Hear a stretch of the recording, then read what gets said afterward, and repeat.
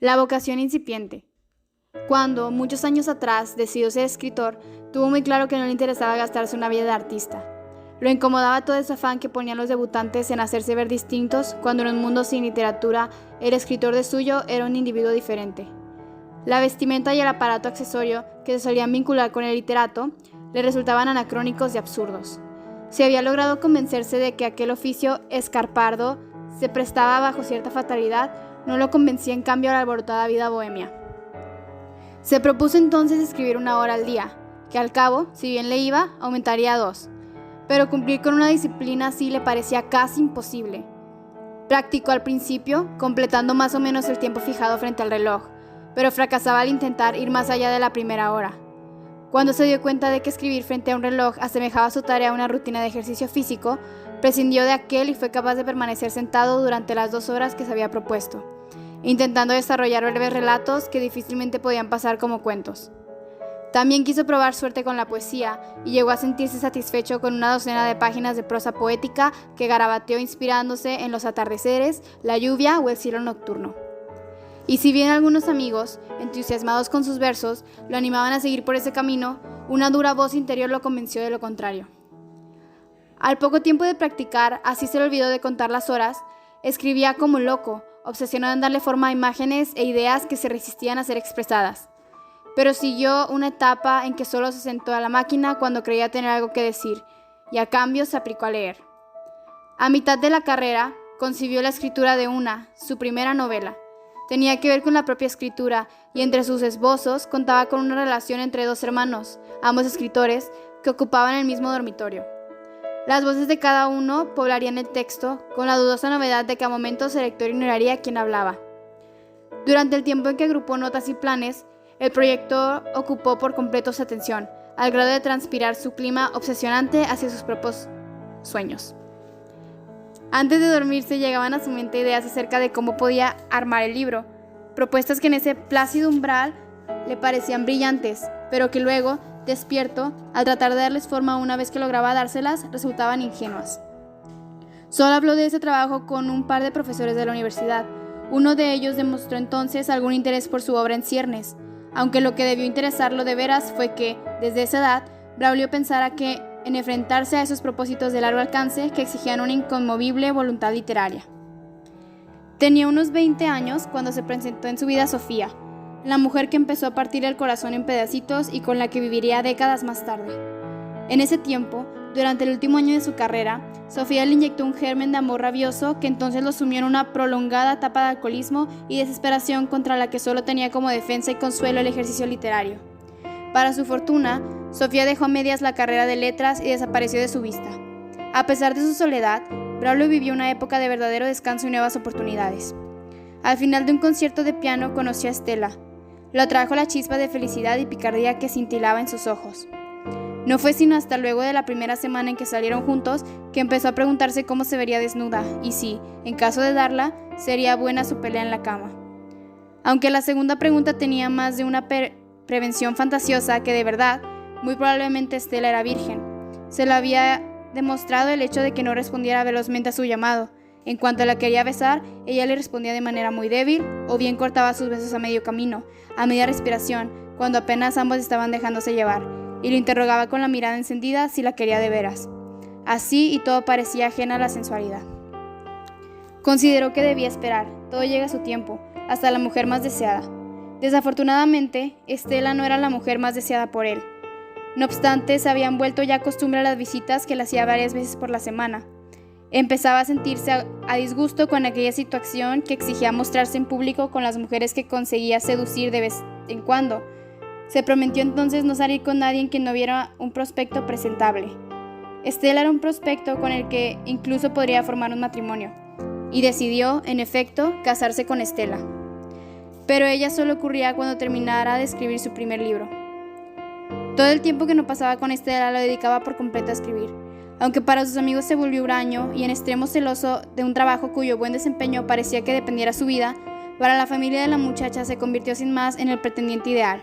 Sin embargo, advirtió que en el estirado ambiente que salvaguardaba a su novia lo mejor era presentarse en razón de las perspectivas de su empleo que de un proyecto que, sin duda, sería considerado por la gran mayoría como un pasatiempo de fulanos desocupados. La incuestionable sabiduría del tiempo se encargaría de despardarlo cuando concluyese el libro.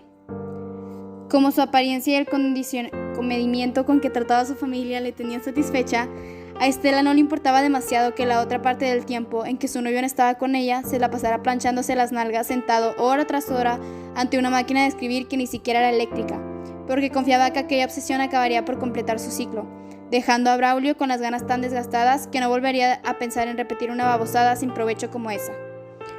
Pero una vez que dio a conocer varios capítulos de su libro, primero en los suplementos locales y después, para asombro y molestia de los escritores de su edad, en una importante revista de circulación nacional, Estela se dio cuenta de que la cosa no iba a parar con ese trabajo. En su casa se vio en medio de un cerco de largos interrogatorios en los que se adivinaba una nota de alarma. ¿Quería dedicarse a escribir ese muchacho así como estaba hoy de difícil el costo de la vida? ¿Se podía vivir verdaderamente de eso? Pero lo que más inquietó a los padres de Estela, y sin embargo no le fue entonces confesado, tenía que ver con la índole incendiaria del capítulo que ella les mostró una vez, orgullosa de que su novio publicara en una revista de apariencia cara con pastas y muchos interiores a color.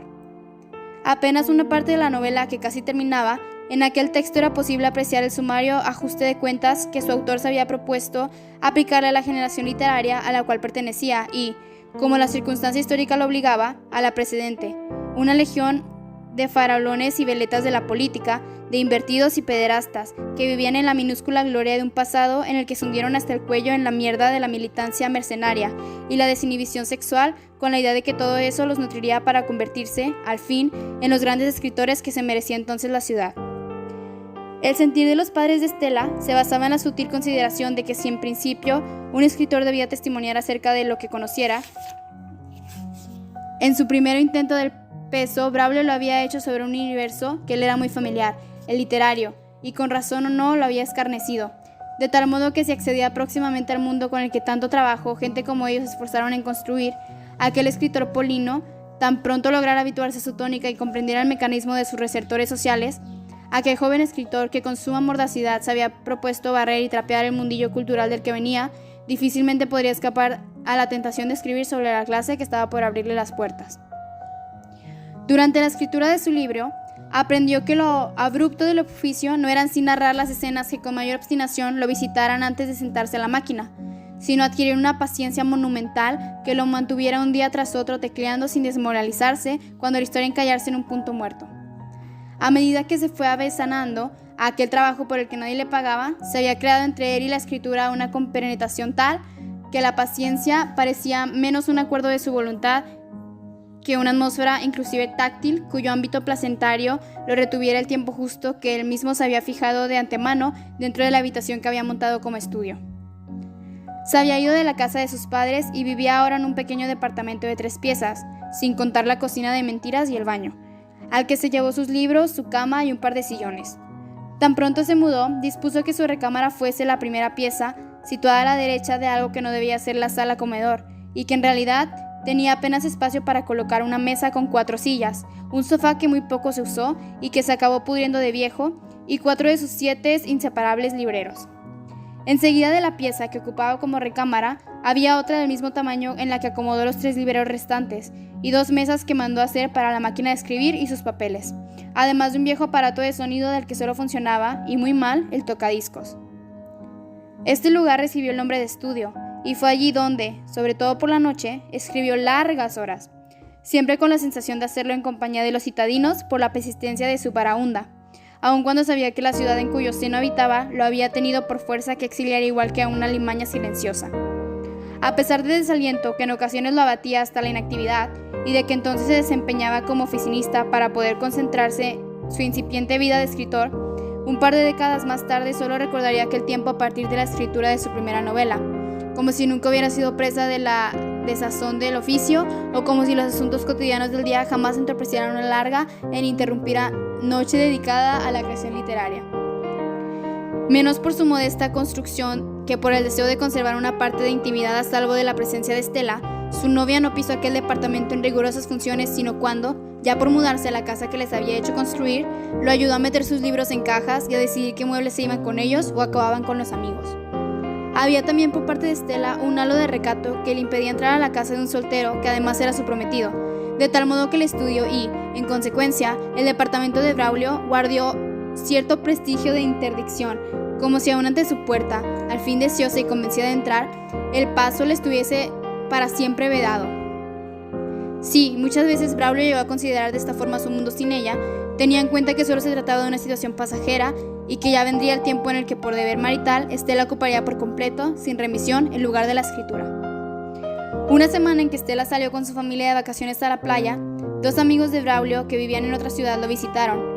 La sorpresa, la gran amistad que le unía con Óscar y Lobardo Ibarra desde los tiempos en que estudiaban juntos la carrera de letras y un tanto el insoportable hastio que se estaba merendando enterito, sin desplumar ni quitarle las uñas, justo en ese momento en que no hallaban cómo escarnecer más todavía a un personaje indeseable, hicieron que renunciara por unos días a su rutina monacal. Aquel soplo de carcajadas y alcohol lo espabiló a tal grado que a lo largo de un par de noches feriales, alternando con las damas de un concurrido puticlub, le dio vueltas a la idea de casarse con Estela, que estuvo a punto de lanzarla al vacío de la noche profunda como una pelotita de goma. Aquella semana de gozosa secularización localizó a otros viejos amigos, entre ellos Ramón Monter y Daniel Toscano, y organizaron parrandas chocarreras de las que por fortuna no hubo consecuencias graves, salvo el disgusto de Leonardo Ibarra cuando, dormido como un pordiosero, echado de cualquier forma del sillón de estudio y con una mano en alto, soñando tal vez que era un prominente diputado que aprobara con su voto una propuesta de ley a favor del ocio propicio a la creación literaria, fue despertado de pronto y disparado de su sitio, como alma que lleva el diablo, a sentir sobre el pecho las patas filosas y luego todo el peso del gato que entre risotadas le aventaba Braulio desde la puerta. Rubén Soto, en quien no recayó una broma de índole física, fue víctima de una más elaborada y de haber sido cardíaco, seguramente de alto riesgo. Pero como no tenía problemas con su corazón pachorrudo, tomó como su acostumbrada sabiduría búlica el aparato funerario que sus amigos, encabezados por Óscar y Lobardo, previo permiso de la mamá de Rubén, montaron una noche en su cuarto. Alguien produjo un ruido para que Rubén abriera el ojo, y en lugar de despertarse con un sudor frío al advertir en torno a su cama 4 grandes cirios encendidos sobre unos rústicos pedestales de madera, en lugar de paralizarse por la certeza de que se había muerto sin notarlo en medio de una pampalina espantosa, Rubén se incorporó y, ensalivándose las yemas del índice y el pulgar a su diestra, apagó con una parsimonia somnolienta los 2 cirios que ardían en los pies de la cama y enseguida el que se hallaba a su izquierda. Luego, ignorante de que por lo menos 2 de sus amigos le observaban desde la puerta entreabierta del baño, Rubén acercó la llama del cuarto cirio, la cerveza helada que una hora atrás llevó a su dormitorio para acompañar su vacilante vigilia antes de que le llegase el sueño. Si entonces no abrió la lata por cansancio, ahora, apenas un poco fresca, la limpió primero y luego la destapó cerca de la luz para tomársela de 2 tragos antes de soplar la vela y al fin quedarse a oscuras. La vería más tarde como una situación simpática capaz de mover al humor, pero ya casado se evitó confesarle a Estela que, fingiéndose el novio ofendido, capitalizó aquellos días para desempolvarse. En la época inmediatamente posterior a la partida de Óscar y Lobardo, Estela y él tuvieron una pelea de proporciones considerables por la que dejaron de verse durante varias semanas. Achispado por las noches de vértigo que vivió al lado de sus amigos, Braulio se propuso a la mezcla de mortificación y novedad que significaba no ver a Estela, y alternó a placer la escritura de su libro con excursiones frecuentes a un mundo que despreciaba y hacia el que él sintió siempre recelo, acaso por sospechar que la peor parte suya congeniaba con él, la bohemia literaria. Entonces la fauna del oficio, santones e iniciados, se reunía en el bar Arcano. Ningún otro título más a propósito para un sitio en permanente penumbra adensada por el humo del cigarro, a donde iba a parar una muchedumbre ávida y deseosa de conocer los secretos que regían la creación artística. Pero ya dentro del ambiente le resultaba imposible no sentir hacia sus compañeros otra cosa que no fuera desdén. Meses atrás, un amigo que leyó un fragmento de su novela le había dicho que saltaba a la vista su rencor por el ambiente literario. Sin molestarse y sin ganas de anodar en el tema ni en su defensa, Braulio le dijo que solo podía experimentar rencor hacia alguien que le hubiera hecho a uno daño, y que el mundillo de Marras solo llegaría a hacérselo en caso de que tuviera los medios para impedirle que escribiera, así que no podía ser rencor lo que destilaba contra un grupo por el que no sentía envidia, pues su soberbia lo había inmunizado ya contra ella, ni coraje, sino indignación por hacer de aquel oficio tan honesto una pantalla para vagar todo el santo día con un morral percudido al hombro, sin en verdad ponerse a trabajar como Dios mandaba, y acabar pasando el tiempo convertidos en ruinas ambulantes cargando un par de libros bajo el sobaco, movilizándose de un cafetín a otro, una vez que las meseras los detectaban como clientes insolubles que se llenaban la barriga únicamente con tazas de café, y a los que tarde o temprano el mundo acababa por descubrirles el jueguito de hacerse pasar como escritores, siempre a punto de terminar su obra maestra. Aún así seguía asombrándolo el éxito que tenían los artistas en sus conquistas. ¿Qué podían ver las mujeres en ellos? Si lo sorprendía que las féminas se vincularan con individuos de notable fealdad o de traza deforme y que además llegaran a amarlos. Tal vez al enamorarse de un artista, la mujer demostraba que veía más allá a través del interior del hombre mismo. Él, sin embargo, se hallaba al extremo de cuantos se presentaban como artistas para impresionar a una mujer. Muchas veces, cuando menos por verdadero interés que por amor al formulismo, le preguntaban cuál era su trabajo. Estuvo a punto de contestar que era médico veterinario o químico farmacéutico, y no escritor. Las primeras 2 noches que arribó al Arcano, permaneció solo ante una mesita que se fue llenando, con moderada tenacidad y de media docena de envases de cerveza. Al abandonar el local, embriaguez que despuntaba en su cerebro hacía que pareciesen más desviados los personajes que poblaban el resto de las mesas. Un jueves, todavía indeciso de entrar al Arcano ante la perspectiva de no hallar, como en los días anteriores, algún conocido con quien conversar, mientras observaba cómo el rayo de luz láser del faro comercio barría el cerrado cielo nocturno, sintió que alguien lo tomaba con familiaridad por el brazo. Era su amigo Héctor Lanzagorta, acompañado de una mujer a quien presentó como Aurora. Lanzagorta le impidió que lo siguiera. Localizaron una mesa alejada de los amplificadores y casi de inmediato fueron atendidos por un mesero con apariencia de delincuente aletargado. Al poco rato, Braulio se dio cuenta de que Lanzagorta y la mujer no formaban lo que aún en aquel medio se conocía como pareja. Héctor se levantó de la mesa para saludar a unos amigos y Braulio pudo platicar a solas con Aurora. Mujer próxima a cumplir los 40, ostentaba con orgullo y generosidad un cuerpo delgado y flexible de muchacha, pero lo que más atraía la atención en ella era el poder de su mirada, capaz de atraparlo todo con sus ojos, concéntricos y abismales, y de envolver a su interlocutor y transmitirle el incendio que siseaba de manera casi perceptible en su piel desde el nacimiento de los senos hasta el vértice de los muslos. Braulio no fue ajeno a ello. Sin embargo, una vez que se sintió satisfecha por el trasiego de su fuerte energía sexual, Aurora cubrió sus senos con la mirada, cortando todo contacto. Por un instante, Braulio creyó que los ojos de la mujer se volvían opacos, sin visión, como si el poder hubiera cesado, pero no ocurría así. Y Aurora, latente y sensual, enrumbó la plática. Le dijo que había leído ya los fragmentos publicados de su novela, después de que hizo una pausa y aspiró el humo del cigarro. Comentó que no estaba completamente de acuerdo con él, aunque debía convertir que de muchos ellos, Aurora apuntó con la barbilla en alto como si se tratara de un índice hacia las figuras del entorno, no se hacía en realidad un solo escritor.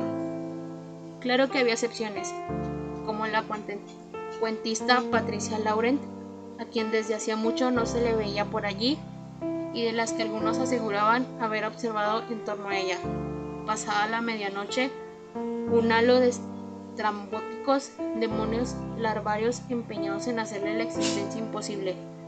Estaban por supuesto Héctor Lanzagorta y a lo sumo unos cuantos cuentistas más, pero no se podía decir que tan reducida legión fuese de algún modo proporcional al tamaño de la urbe. Héctor volvió a la mesa e intervino en la charla.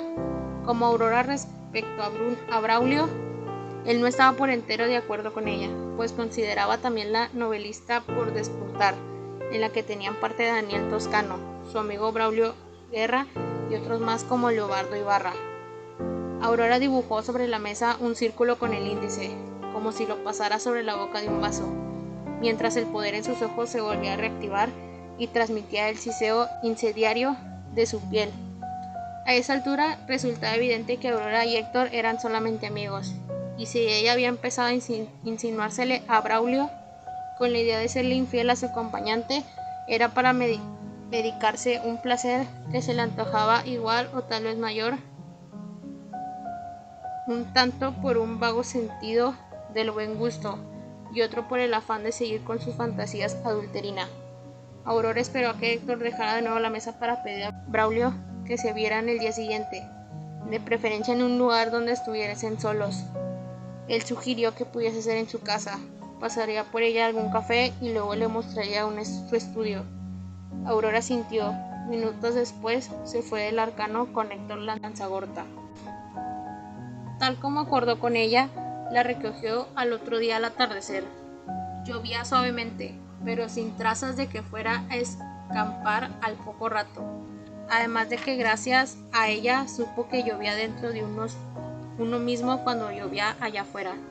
En manos de Aurora aprendió el arte de hacer el amor con una amorosidad ritual parecida a la del juego. También graduada de la Facultad de Letras en otra universidad y con muchos años de diferencia respecto a él, Aurora sintió por Braulio un afectuoso desinterés que hacía sus encuentros fornicatorios más deseables. Solo quería acostarse con él y enseñarlo a aprovechar aquella erección que resistía con brío uno y otro embate, sin que en verdad pensara en darle otro giro a su inopinado amantazgo. Aparte de sus amigos Héctor Lanzagorta, entre ellos, Aurora se jactaba de encontrar con varios amantes, de entre los cuales tenía uno al que llamaba de planta. Cebándole el deseo más tiempo del que solía fijar para que gustaran de su cuerpo, se aseguraba así la compañía de un hombre con quien salir y juntar al que, muchas veces sin él saberlo, coqueteaba varias mesas de por medio con algunos de sus otros amores de cama, asombrado siempre al ver la peligrosa desenvoltura de la mujer. En la misma época en que conoció a Aurora, tuvo lugar la disputa entre Héctor Lanzagorta y Honesto del Hoyo, el más desenvuelto, el más protagónico de los santones literarios.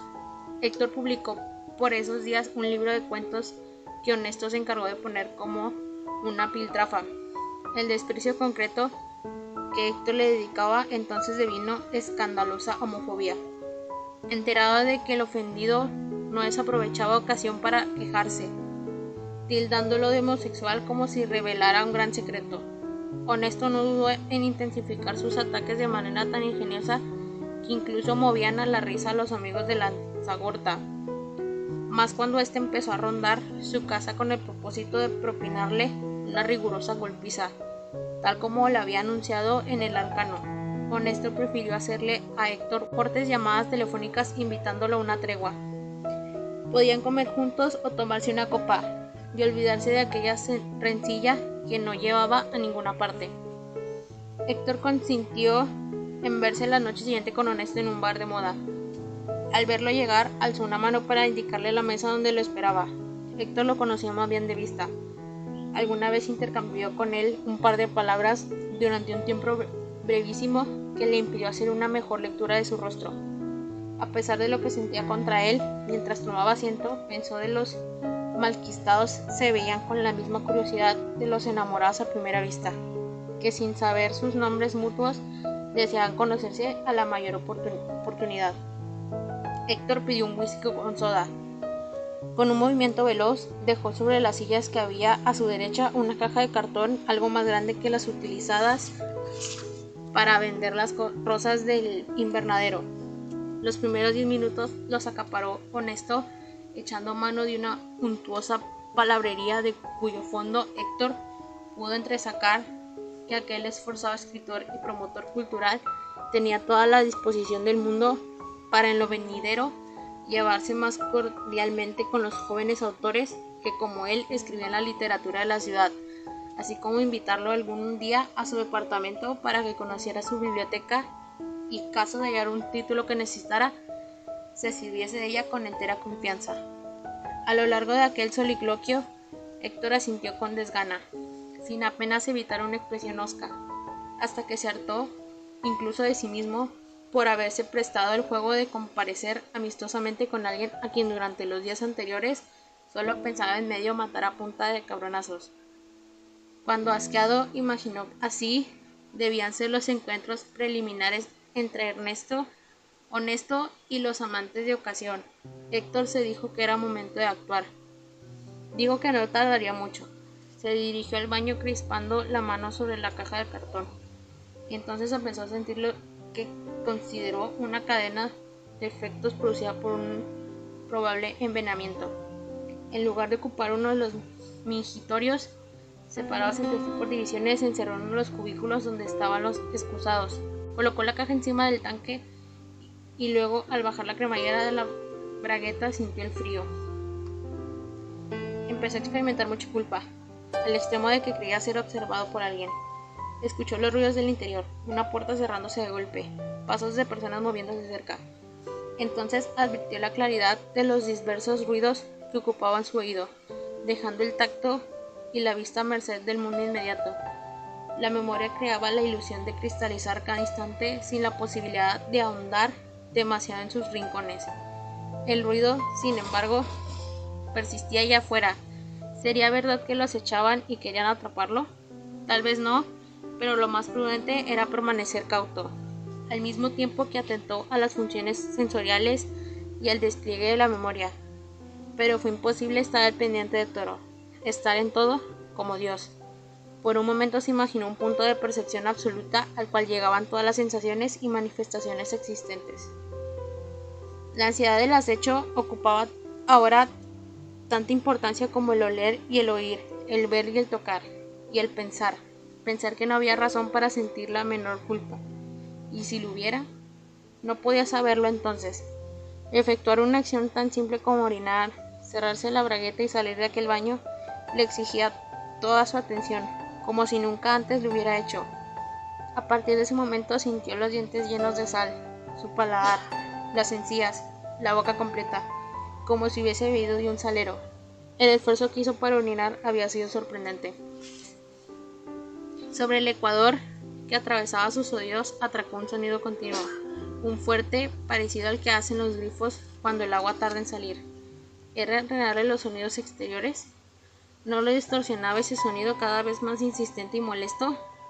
Ahora todo era como un sueño muy nítido, no como un sueño que se recuerda y reconstruye al otro día, sino como un estado del sueño al que se podía asistir sin la posibilidad de escapar más tarde. Volvió a sentirse observado cuando salió del baño hacia la mesa de Honesto. A esa altura se convenció de que en efecto había sido envenenado y se obligó a conservar la calma, soportando lo que creyó habrían de ser los primeros efectos de la pocina. Trató de mostrarse natural y afable. Vio con mirada rápida el entorno del bar, sin reparar en rostro alguno, ni aun en el del mesero que estaba de pie junto a una mesa rústica cerca a la puerta. En el centro de la mesa una lámpara proyectaba hacia arriba la luz, recortando las puntas del cortinaje que apenas entreabierto mostraba una luna terrible entre los ángulos de la ventana. Ahora podía entender la premonición del frío en su cuerpo. Era el miedo, que se apoderaba de su alma bajo la forma de una corriente helada que se abría paso por la parte baja del corazón. Se escuchaban voces sobre nada. A propósito de él no lo consideró, por pensar que todos se ocupaban de él. De eso estuvo bien seguro cuando el sonido rompió la razón que habitaba en sus oídos. Su loca escucha lo hizo percibir entonces todos los alientos, todas las voces que vagaban solitarias.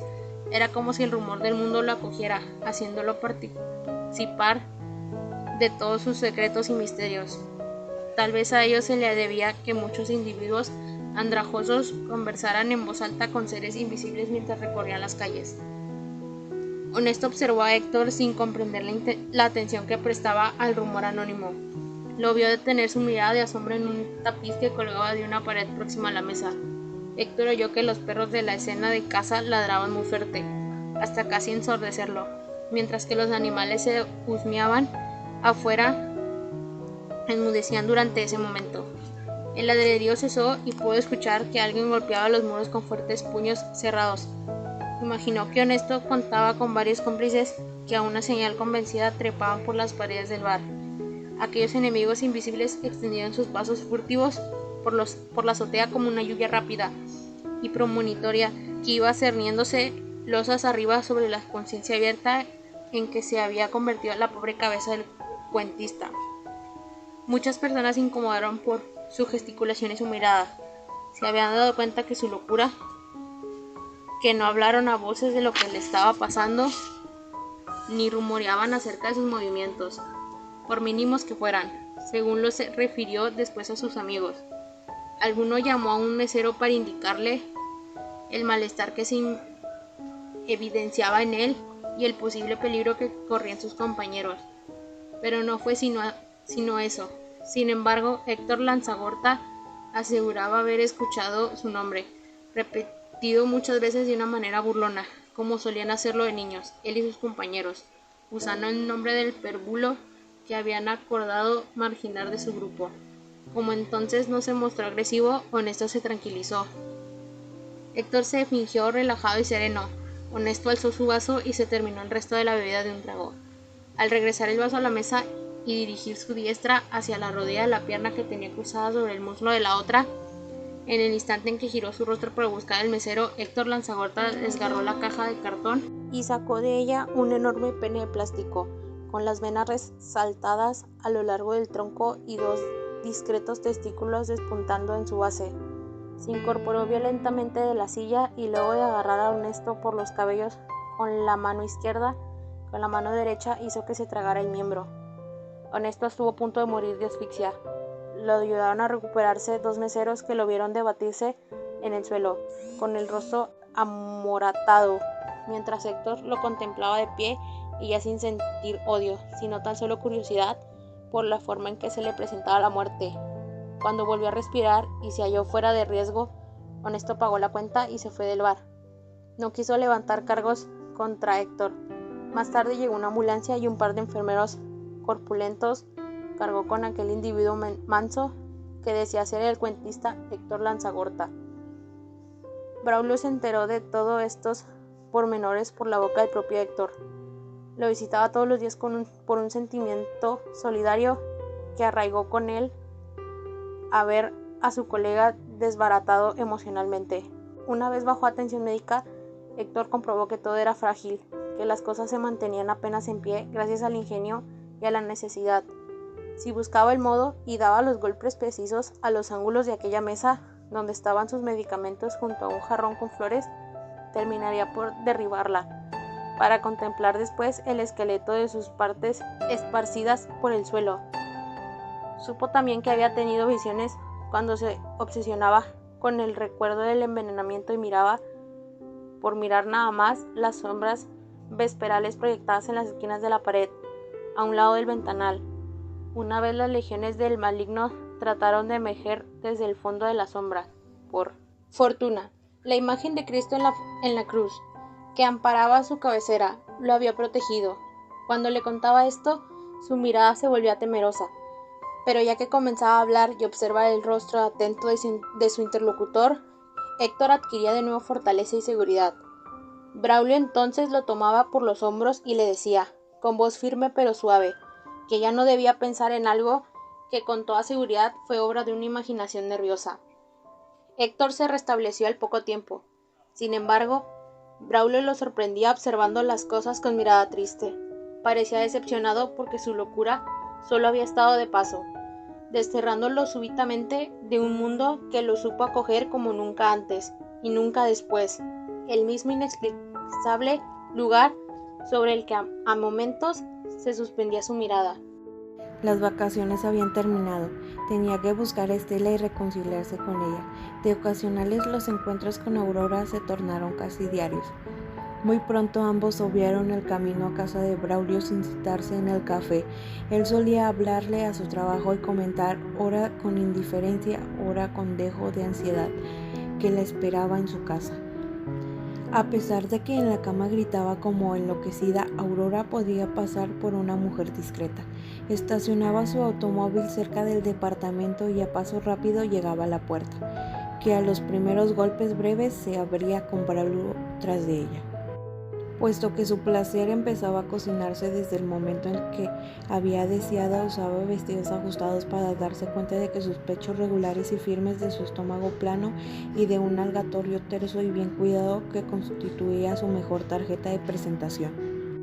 En otras tardes, en otras largas noches con sus distintos amantes, era común que se demorase en los preparativos del amor, consagrando su lengua a las caricias genitales y administrando el tiempo en el que se hacía quitar la ropa hasta quedarse solo en brasier y calzones, delgada e increíblemente deseable. Con Braulio no sucedió así, salvo que el primer día en el que hicieron el amor y cierta timidez en él hizo que se desvistiera con torpeza. Algunas veces durante aquel curso intensivo de sexualidad, él la recibía desnudo bajo una bata de baño y con una erección duradera que servía también a los fines de Aurora, que ella no consideraba ya necesario detenerse en la escarceo preliminar. Pero en sesiones ordinarias podía demorarse devorando ávidamente su debilidad hasta conseguir un miembro a la vista que sorprendía incluso a su propio poseedor. Mientras su boca experta abandonaba el reconocimiento del glande y se ocupaba en deslizar la lengua a lo largo del fuste para explorar delicadamente entre los pliegues del escroto, le comentaba que su adoración felatoria le hacía imaginarse que solo tenía ante sí un lindo delincuentón erecto y no un hombre tendido boca arriba con las piernas abiertas. Entonces abría las suyas con el sexo bien lubricado. Aurora se retorcía del placer pensando en el gotear de su vulva y se ponía ahorcada sobre el miembro de Braulio hasta desaparecerlo bajo su pubis ensortijada. Empezaba a mecer el cuerpo con lentitud sobre una apacible cabalgadura y conforme a su excitación el movimiento ganaba ímpetu. Luego, con una velocidad más lenta, cubierto a su saldo sexual con los primeros 2 orgasmos que había tenido, Aurora se separaba del miembro, que lo tomaba con una mano fuerte y lo medía, diciendo al cabo: «Siente todo lo que tienes». Braulio pedía cambio de posición sobre la mujer y según ella se lo hacía enseñado, se esmeraba para que desde el nacimiento su pene se frotara contra el clítoris. Trasladaba ahí todo su peso como boxeador, lo desplazaba al punto que golpea, y Aurora tenía un orgasmo seguido del otro y empezaba a gritar barbaridad y media. A esa altura Braulio necesitaba hacer un alto, por lo que, moviéndose con brío sobre Aurora, luego de cerrarle las piernas con las suyas, tenía la primera eyaculación de la jornada. Hacían el amor en el estudio, sobre el colchón de la cama, llevado ahí entre ambos con igual diligencia y seriedad que si se moviesen un mueble de una pieza a otra para cambiar la decoración. Además de que estaban en medio de los libros y en el mismo lugar donde él escribía su novela, el cuarto de fondo era un sitio más a propósito para ocultarse de visitas que luego de tocar con insistencia de cobrador intentaran asomarse por la ventana de la recámara. En cuanto a comodidad, puesto que sobre la alfombra el colchón producía un efecto suave firmeza en extremo propicia para acoger en la tradición posición del misionero o en la poca conocida del guajolote, célebre por el mucho placer que solía rendir a sus practicantes. Durante el descanso entre salto y salto, Aurora fumaba al tiempo con la mano izquierda acariciaba la batida virilidad de su amante, mientras lo hacía crecer de nuevo como reviviendo un surtidor cegado. Conversaban en un tono confidencial que contrastaba con la gritería de la mujer.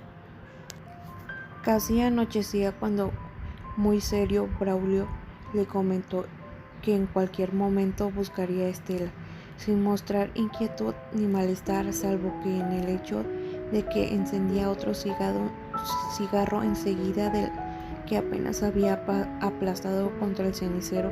Aurora se dispuso a escucharlo sin que su mano dejara de alentar su miembro dormido.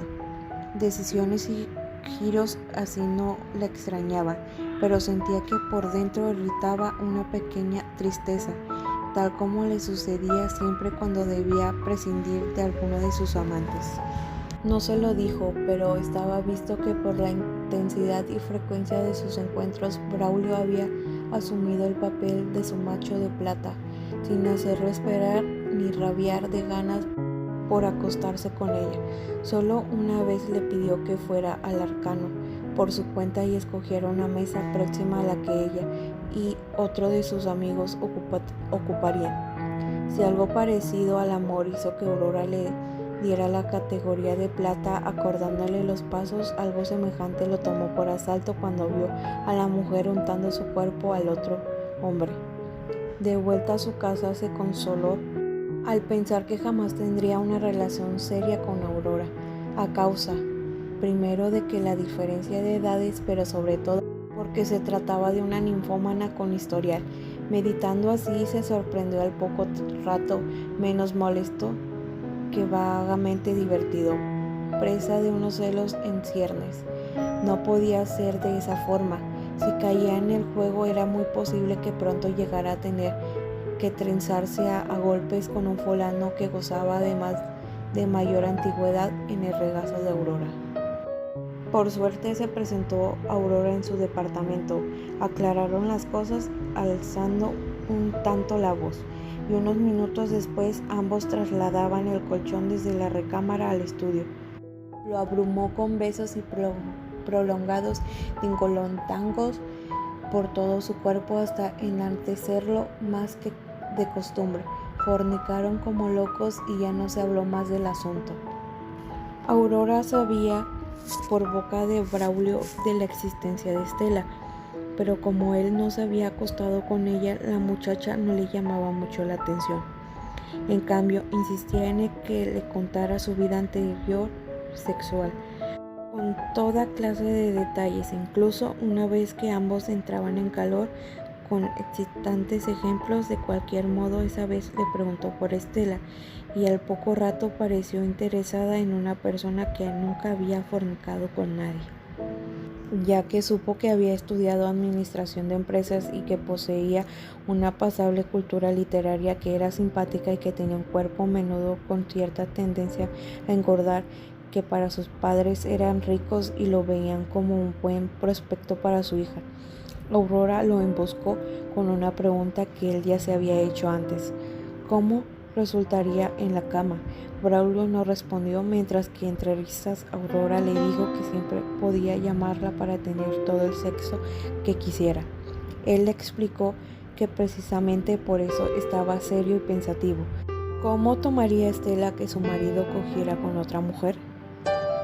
Aurora quería levantarse y vestirse lentamente, haciéndose desear más que nunca mientras se inclinaba para recoger del suelo un arete o una de sus pulseras. Sonreía con ironía, amargura y repentarle, ya que a punto de largarse de ahí, que era una hipócrita incapaz de tomar el toro por los cuernos y decirle las cosas en plata, como que iba a casarse con su novia por interés y que debía de ser cuidadoso. De no mostrarse con una mujer como ella que tenía pinta de lobo, cuando rigurosamente nunca fueron juntos a ninguna parte, porque se la pasaron siempre en ese cuarto en donde ella tuvo que enseñarla a montar. Como le cumple a un macho joven, pero que no estaba en lo absoluto enojada con él, a pesar de que casi le salía espuma de la misma boca que tanto placer le dio, y que en realidad ya poco antes tenía la intención de decirle que debía matrimoniarse por formalidad o por estabilidad o por lo que fuera con tal Estela, y al mismo tiempo acudir a la Aurora para darle gusto al cuerpo, pues nada mejor para sus fantasías que tener fornición con un hombre casado. Sin embargo, prefiero callarse y capitalizar la mejor posible aquella erección que custodiaba su mano. Braulio no lo llamó durante ninguno de los siguientes días. Al cabo de una semana, acostado en una lasciva tan densa que le hacía incluso temer por sí mismo, le telefoneó. Aurora pretextó cualquier cosa y dejó para nuevo aviso la próxima cita. Le dijo que en el venidero ella se encargaría de localizarlo. Por lo pronto, debía apurarse en buscar a su noviecita para hacer las paces y, ya casados, hacer el amor moderadamente y bajo sensación religiosa. Y si se aburría con ella porque no sabía moverse en la cama, que entonces pensar en Aurora. Tal vez ya para esas fechas estarían perdonado. Buscó a Estela. La llamó varias veces, sin éxito. Una voz impersonal lo informaba de la ausencia momentánea de la señorita Vidangeri, hasta que una noche contestó ella misma y, por mera curiosidad, empezó a intercambiar frases con él en lo que acabó por ser una larga conversación. Se viene al otro día. A Braulio le gustó el tono bronceado a que había tomado su piel, primero durante los días de la playa y luego, según se lo dijo, por obra de un tratamiento de una clínica de belleza que prolongaba con éxito aquel efecto que la volvía tan agraciada. A Estela le parecía que su novio había bajado de peso y que lucía ahora más curtido. Él no puede evitar sentirse orgulloso. Se visualizaba potente como un animal joven. Cuando lo creyó adecuado, comentó que a lo largo de todos estos días en que no estuvieron juntos, pensó mucho en ella. Volvieron a salir. ¿Acaso escaldaba por la fácil indiferencia con el que Braulio se había retirado? Estela consideró que una manera de darse importancia y demostrar que también tenía otras cosas que hacer tan cordialmente como atender a su noviazgo era tomar por sí ciertos días destinados a años para verse. De esa forma, le dijo a su prometido, contaría con más tiempo para escribir. Él, en efecto, rehundió su rutina. En rigor, nunca dejó de escribir durante el tiempo en el que estuvo con Aurora, por lo que había entonces más bien con prisa, sin emplearse a conciencia, como cumpliendo con un trabajo que no se hubiera impuesto él mismo. No solo el sexo en sí lo distraía, sino una tensa espera llenándolo de pensamientos salaces que de llegar a convertirse en una escritura hallaba difícilmente acomodó en el contexto de su novela. Le causó algún desánimo comprobarlo, pero la vuelta del noviazgo sin pasión, ajeno en que consecuencia a cualquiera clase de comercio premarital, se traducía como el único camino posible para escribir tal como la había venido haciendo poco antes. A fines de cuentas, no había pasión en la vida llena de alguien que se dedicaba a porrear la máquina a diario. Toda emoción turbulenta debía conformarse para existir en el papel. En un tiempo muy breve, la relación entre él y Estela se restableció y funcionó ya sin fisuras. Los padres de la muchacha tomaron un regreso con sincero buen talento. Desconocía a qué actitud suya se debía aquel trato y la forma como Estela había plegado su orgullo. Había el cambio en verdad y era por eso que su interior proyectaba una nueva apariencia de hombre probó. En su fuero interno lo dudaba.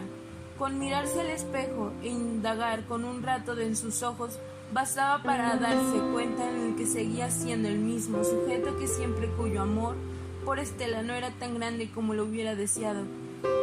¿Acaso se estaba volviendo un cinco profesional a quien no le importaba simular o fingir? O más que cinco, pensó que había carrera de trepador social. Una tarde, mientras esperaba a Estela en casa, de pronto, en el espacioso cuarto de juegos, fue consciente de que observaba el mobiliario de la pieza y aún los adornos con los mismos codicia del ladrón que, encubierta en cualquier clase de oficio, intervaría los haberse valiosos de una vivienda antes de ver ante sí la ocasión del robo. Un sábado por la mañana concluyó su libro. El vocerío que le inspiró hacia cesado justo el teclear la última palabra. Al principio no lo notó, pero la culminación de su obra lo había transformado. Tenía la impresión de flotar como si le hubieran llegado de gas.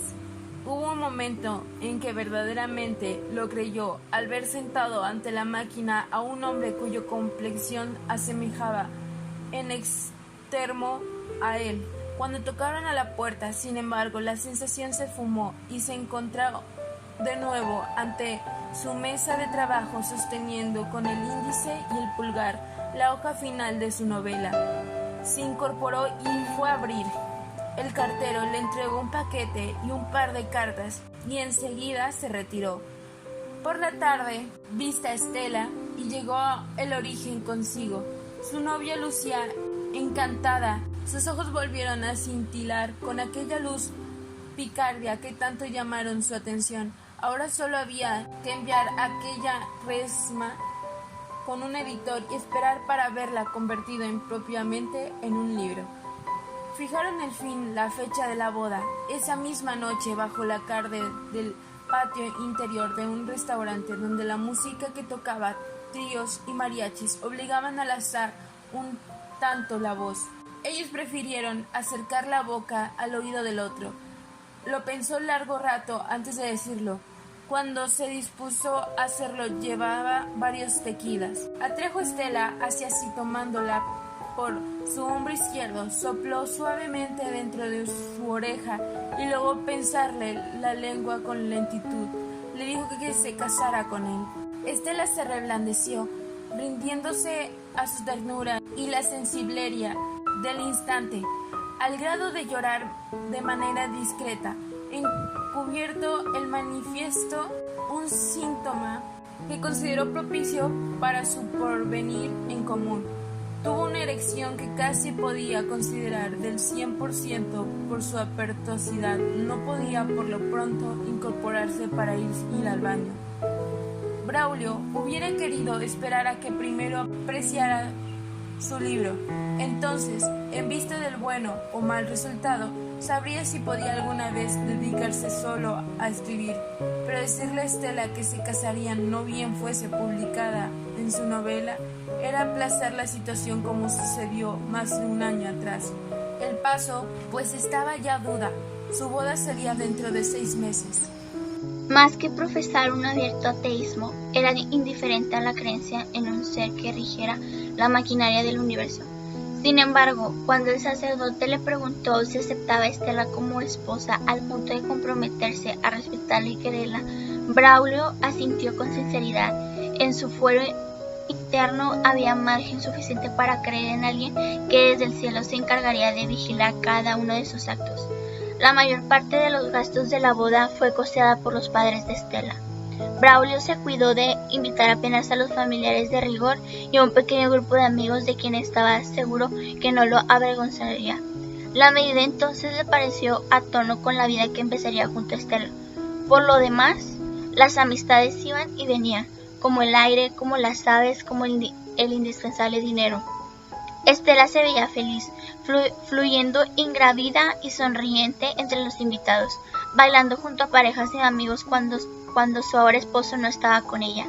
Aquella saludable y contagiosa indolencia contrastaba con el rigor con el que planearon cada detalle del banquete, instruyendo con excesiva autoridad a los músicos para así limitar sus funciones. Tocaría nada más y no habría ni se necesitaba un maestro de ceremonias que hiciera del novio su puerquito, invitando exultante a los varones a lanzarlos por los aires, ni que alentara frenéticas danzas procesionales encabezadas por el nuevo matrimonio. Estela se ocupó también de designar las mesas con cartelitos impresos. Los escritores tuvieron la suya cerca de los altavoces. Entre broma y queja, Héctor Lanzagorta hizo notar aquella marginación tan significativa que a fuerza de ruido les imponía el silencio. Palabreros de oficio, esa noche eran incapaces de hablar siquiera entre ellos mismos. Braulio estuvo muy poco con ellos. Estela lo alcanzó en la mesa y saludó brevemente a todos, sorprendiéndose de hallar ahí, en su propia boda, a Adriana Garza, su condiscípula del colegio La Bastida, y además haberla casada con su pariente lejano, Daniel Toscano. Les preguntó si se hallaban bien atendidos. Al escuchar la afirmación consabida, se retiró rauda a otra mesa. Él permaneció allí un rato. Se le veía aturillado, fuera de lugar, lo bastante como para observar la recepción y pensar que se había preparado para el lucimiento de otra persona y no para él. Casi no fumaba, pero salió varias veces a la fría noche de octubre, pero consumir un cigarro seguido de otro. Se tranquilizó y entrada la noche, después de la cena y de haber partido del pastel. Estuvo unos minutos con sus padres antes de sentarse durante más tiempo. A la mesa de los padres de Stella compartían con sus amistades de Polendas. Braulio advirtió el interés que mostraba su suegro en formar una parte en medio de aquellos comensales bobalicones que admiraban a la flamante pareja. Tan pronto estuviesen de vuelta, el padre de Stella lo esperaría en su oficina para enseñar el funcionamiento de la fábrica. No muy complicado en verdad para un hombre tan inteligente y brillante como el que, aún trabajando, sabía darse el tiempo necesario para escribir libros. Tenían una suite reservada para que usarían solo un par de horas, antes de que lo recogiesen por la mañana para ser llevados al aeropuerto. Ni siquiera llegó a preocuparlo aquel dispendio que corría por cuenta de sus suegros. Apenas notó como una abulía dorada fue ganando su voluntad, hasta que, estimulado por el lujo y la media luz de la pieza, se sentía en el umbral de una aventura erótica. Stella esperaba menos una odisea de seducción que solo abrazarse tiernamente a su marido para escucharlo decir palabras de amor mientras pasaban la noche, y con ella su miedo a ser penetrada sin consideración. En absoluto le desagradó la viralidad despierta de su esposo, pero le pareció de muy mal tono verlo lucirse en pelota para llamarle al deseo. Aceptó ser desvestida y quedarse en la exquisita ropa interior que había comprado expresamente para la ocasión. Él la recostó y le pasó la mano izquierda bajo el sostén para sintonizar sus pezones, al tiempo que los dedos de la derecha se colaban en la vagina humedecida. Descendió para instalar su lengua ante el sexo, ya expuesto ahora que con la mano izquierda estiraba hacia un lado el calzón de encaje. La otra mano recorría con lentitud su muslo izquierdo, y según fuera de intenso el erizamiento de la piel, bajo las yemas sabían cuál hábil era su desempeño. Cuando sintió que estaba a punto, enfiló el miembro hacia ella y la penetró. Accionó sus caderas hasta que la escuchó gemir. Stella le aseguró que no le dolía tanto, pero que por esta vez la dejara descansar. Días después, habría de confesarle que experimentó una intensa sensación inédita que la trepidó por completo y la hizo casi creer que se moría. Entonces solo tuvo fuerza para rechazarlo empujándolo por los hombros. Braulio vio que Stella temblaba mientras se cubría deprisa con la sábana, pero como era un palimpsesto, vio también el placer bajo su expresión atemorizada. Por la mañana le sirvieron el desayuno en la pieza, terminaron de despabilarse mientras comían y llenaban de boronas las sábanas. Para crearse alguna naturalidad en su convivencia primeriza, Braulio se afeitó con parsimonia ante el espejo del baño al tiempo que Stella se duchaba. Hizo llamar un botones cuando estuvieran listos y cerraron de nuevo las maletas de las que había tomado la ropa que usarían durante el viaje. Extendido sobre 2 sillones, el ajuar matrimonial sería recogido más tarde por la familia de Stella. Por más que los suegros del escritor insistieron en llevarlos, se optó por un servicio de transportación que ofrecía el aeropuerto. Stella dormitó todo el camino. Registraron el abundante equipaje y pasaron a la sala de espera. Había mucha gente ese sábado por la mañana. Media hora después, un altavoz los llamó para abordar. Viajaron en clase premier entre varios civiles de apostura patricia, atildados y pulcros, que se manchaban los dedos leyendo taimadamente las secciones especializadas de uno u otro diario. Antes de que se fuesen cerradas las cortinillas que aislaban ese mundo de cientos muelles, audífonos y minúsculos televisores personales, Braulio dedicó un vistazo nostálgico a aquella multitud de la que hace poco era parte. Vio caminar hacia el fondo a una aeromoza que numeraba a los pasajeros con un contador, accionándolo bajo la barbilla, como si atomizara con un perfume abstracto. Luego notó que una señora de la fila vecina lo reprobaba con ojos glaciales, y él no volvió a mirar hacia atrás. Como sus compañeros de clase no lo hacían, evitó hojear el catálogo de ventas a domicilio y y solo pasó las páginas de la revista oficial de la aerolínea, deteniéndose en artículos breves o en los anuncios de viajes a Miami y de travesías en crucero. Pero ahora que empezaban a ofrecerle bebidas, se vio en medio del viejo dilema que le quebraba la cabeza a los niños cuando de visita en otra casa se anunciara el refresco. ¿Había que aceptarlo para estar a la altura de la cortesía o era preferible rehusarlo para no sentir allí fama de conchudo? ¿O era mejor pasar esta vez como un hombre de mundo y despacharse 1 o 2 Bloody Mary para sobrellevar con aplomo la resaca? Sin embargo, cuando se había decidido por un refresco de dieta, escuchó que Estela le pedía uno a la azafata. Él negó con la cabeza al escuchar el ¿y para usted?, porque le pareció ridículo, de novios bisoños que ambos tomaran lo mismo. Llegaron a Cancún en un poco más de 2 horas.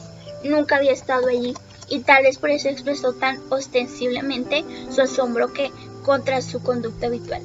Estela hasta disfrutó embromándolo mientras lo veía aclimatarse. Pero a ella le sorprendió también todo ese lujo de la suite en la que morarían 2 semanas completas. Bajaron en traje de baño a la alberca y comieron más tarde, en una terraza sombreada frente al mar turquesino. Cuando Estela consideró que ya era prudente guarazarse del sol, Braulio pidió una botella de vino blanco para acompañar los mariscos y el pescado que se hicieron servir. Estela apuró 2 copas en tanto que él se dio cuenta de una segunda botella para rematar con un par de whiskies con soda. Se notó muy excitado cuando subían a la suite. De haber ido solos en el elevador, hubiera traído hacia él el trasero de Estela. Ella lo desarmó, sin embargo, al confesarle que se sentía algo lastimada y que prefería intentarlo ya por la noche. Esta vez fue muy suave con ella. Pasó su lengua por la espalda, se detuvo en reconocer su trasero, bajó por las piernas y de ahí volvió para estacionarse en las nalgas. La volteó tomándolas por las caderas y se adentró en su vulva.